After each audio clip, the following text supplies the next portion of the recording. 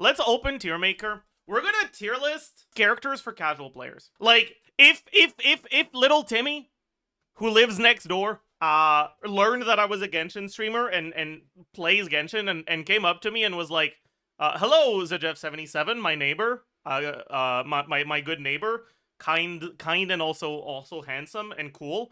I look up to you. Because little Timmy he looks up to me. Yeah, like that's what he. I mean, you know, I tend to inspire awe and yeah. Anyways, this person is fictional. No, they're not. Little Timmy's real. Okay.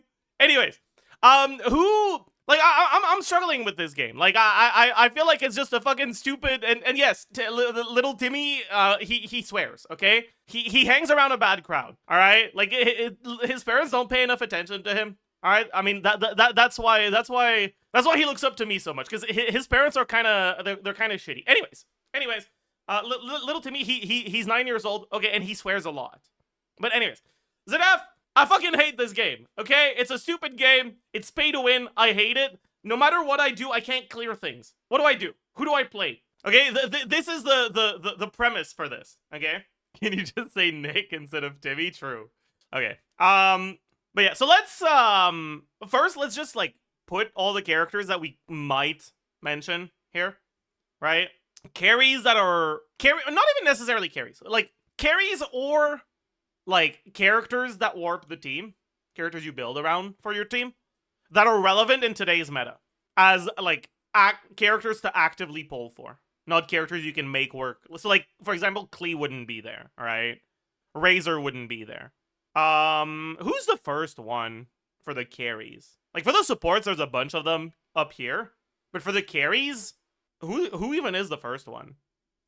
I guess Nilo is the oldest character that I could see, like, as a team-defining character that's relevant in today's meta for a 5-star. Yeah, I think so. Yeah, so Nilo, Neuvillette. Should we include Navia? I don't think so. I don't think she makes the cut, honestly. Arlecchino, Cloend. Navia is really easy. I mean, sure, but no matter how easy it is, it still needs to do enough damage to clear shit. And Navia struggles to get there. Molani. Isn't Navia gonna be like 110 to 120k with Colombina? I mean, the thing about that is, like, that has literally nothing to do with Navia. Right? Like, Amber is at 110 to 120k with Colombina. Literally every character is at 110 to 120k with Colombina. If literally every character can be included there, then that's not relevant. Like, straight up, the 3-unit team is already over 100k. I think Kanish is included. Mawika, Chaska, I suppose. She's a little bit on thin ice, but at least I think we can include her. Varessa, Skirk. I don't know if I want to include Inefa. How much should I have just the fucking wheelchair core at again? With like the 3-unit wheelchair core? Yeah, I had Hydro Mannequin wheelchair at 112k before the nerf. Should be at like 105k now-ish. Something around that. I guess we'll have Inefa by herself. Flins. Nefer. Durin. Colombina. Zabai. Is there anyone else we should have here? Or is that it? No Hyper Bloom? I didn't include Llama, you're right. Linny? I mean, just in terms of DPS, Linny does compete with some of the characters that are lower in this list, but he's so much harder to play that if I do put him, he's going to be at the bottom. So I don't know about that. I think this is all the ones I want to talk about here. Klee, Razor? No, I don't think they make the cut here. Do you know if he said anything about Colombina and Hyperloom teams? The biggest, like, quote-unquote issue with Colombina and Hyperloom teams is that if you're using her without Llama, it's not good, because Hyperloom without Llama right now is not really good enough to make the cut in any endgame content anymore. It's, like, just barely enough with really good gameplay in Abyss now. And probably not for this fucking Abyss. And with Llama, Hyperloom doesn't do much, because the quills from Llama do so much damage that, and they do so much more if Colombina procs them than if Hyperbloom procs them, that getting Hyperbloom isn't actually plus like 40k damage, the amount of damage your Hyperbloom is doing, is like plus 5k damage. Because if you didn't get 40k from Hyperbloom, you would have gotten plus 35k on a Quill. It is a good team, but like you don't really give that much of a shit about triggering a Hyperbloom anymore. Anyways, so little Timmy's recommendations. Okay, that's gonna be the highest category. Okay, characters in this category, I think that little Timmy will have a pretty good time playing.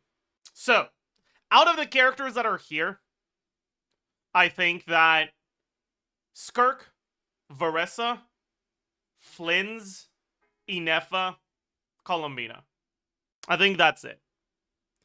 Because the other characters that are easy to play just don't do as much damage as these. And with rotations that aren't the best, little Timmy's going to struggle to clear, even if they're easy to play. Anyways, little Timmy is not an only child. He has an older brother called Steven. All right? Steven is a little bit better at games. Right? He's older, you know, he's been playing games for a while. They're both of them are neglected by their parents, right? But they do have a computer at home. One computer that they share, right? They take turns using it. And you know, Steven's older. He's been playing for longer. He's a little bit better at games. Little Steven is the sort of player who's kind of willing to play with his brain on, right? Big Steven? I don't think we want to call him Big Steven. Maybe Medium Steven.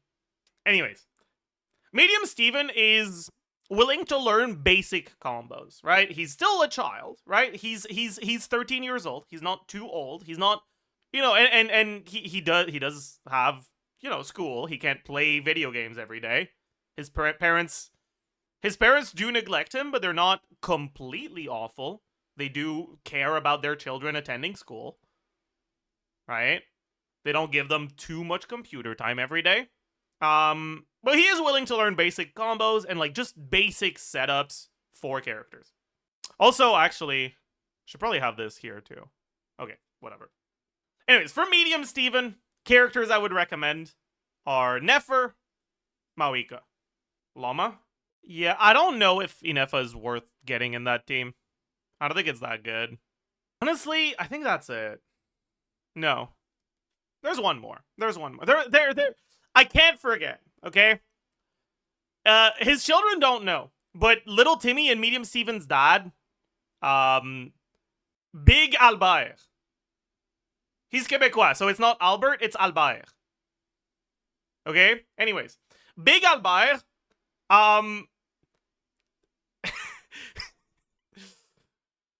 Big Albert actually used to be a professional video game player. He doesn't play professionally anymore, right? Like, he got older, his fingers got less nimble, and, you know, it is what it is. To be fair, right, but he was a Wild Rift professional player, so, like, you know, he was no faker. But, and he's a little bit washed, but he's not bad. He knows how to play games. He's pretty good at them.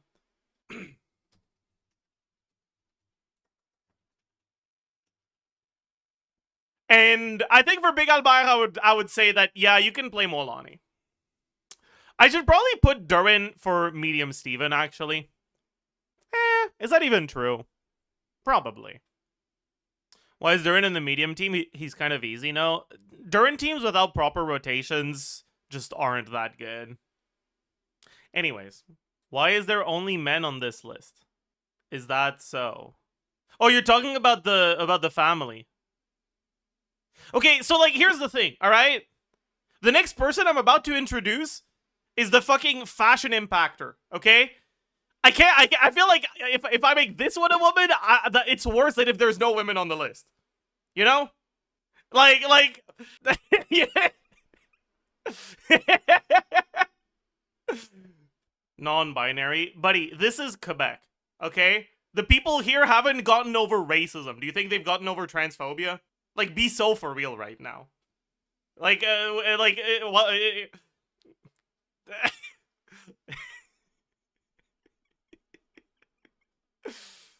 Quebec is also quite progressive. It used to be. Quebec was really progressive in the 60s.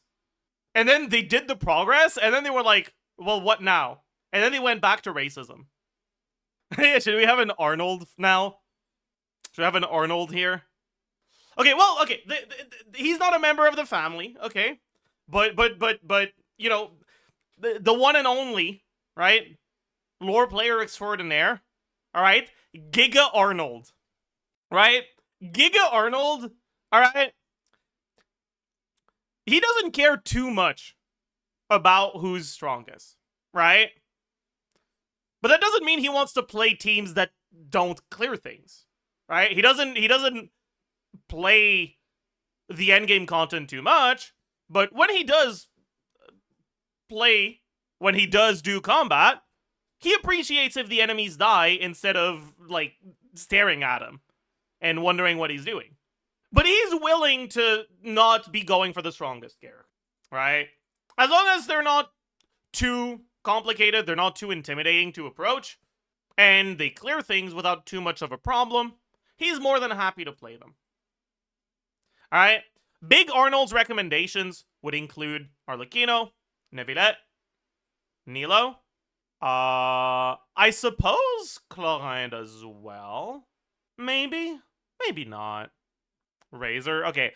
I know Arnold will play Razor, but Razor isn't a character that Arnold should play because it's a good recommendation. It's just because you should play the character you like the most even if they suck, right?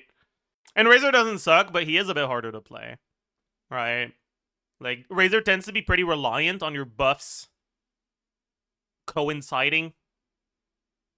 So if your rotations are a little sus, he tends to feel a lot weaker. Does Chaska make the cut? That's the question. I don't think so. I don't think she does. I guess we might as well add the other characters now. Right? So, like, Razor, Klee, Venti, Ganyu, Xiao, Hu Tao. Okay, let's not push it. Yoimiya, Raiden. Let's not push it. I think Yai makes it, yeah. I guess I'll hype him. Oh yeah. I did forget Ayaka. My bad. My bad. Does Thaino make the cut more than Ito and like, yeah, he does. But is it enough? Maybe not. Lenny, Risley, Navia, Gaming. Is that it? Kinda, I think. Alright, who's next? This next category is gonna be characters that pretty much no one should ever get mainly for meta, but very dedicated players will be able to make them work in endgame content. They will get fearless clears, and they will get dire clears at like C1 or R1 or whatever. Is there anyone who's like known for how much they love a character and that pushes dire clears with them? Ziox, but he's not clearing dire with Xiao, so like, no. OmniGK has a section for saying dire clears, I guess. I remember Eeks clearing dire with Chiori, but that's different, right? Because C6 Chiori is actually strong. Because, like, this is, like, yeah. You know what? Let's just call it C tier. Who cares? So, like, okay, Kinich probably goes here. Lenny probably goes here. Ayaka might go here? I don't know. Probably. The reality is that, like, this doesn't fucking matter, man. Like, this is good enough. Like, if you're a more casual player, you should just never think about these characters. Unless, like, from a meta perspective. If you can always just get the character you want, right? If you like a character, you should get them over the strongest character, right? But once you've done that, when you're looking at who's strong and gonna help your account, once you already have the characters you like the most, these characters aren't really worth considering. I think all of these characters can be considered depending on the sort of player you are. I think the characters in here just never should be considered. I guess this is I should only include the 5 stars here because, like, those are the characters you go out of your way to pull for generally. Isn't Hu Tao DPS now good with Columbina? Amber DPS is now good with Columbina. Right, like, that's what you need to understand, right? It's not that Hu Tao is good with Columbina. It's that Inefa plus Colombina is so strong that no matter what you put, your team is above 100k. So now the question becomes, how much better is playing Hu Tao than playing a 3-unit team with Hu Tao where you on-field Sugros and don't even fucking swap to Hu Tao? Play 5 Hu Tao to battery Colombina or battery Inefa. And when you look at it that way, you realize, yeah, Hu Tao's not really good, actually. And it's not that you can't use her, right? Like, you can always use her. But you don't use Hu Tao because she's good. You don't pull for Hu Tao because she adds something to your account. You use Hu Tao because you like her, and you pull for Colombina or for Inefa because they add something to your account. But yeah, I don't think Neuvillette is like a great recommendation for little Timmy anymore because DPS checks just keep getting higher and higher. And it's starting to get to the point where Neuvillette is beginning to struggle. He's still a character I think some people should consider, but he's definitely not as high as he used to be anymore.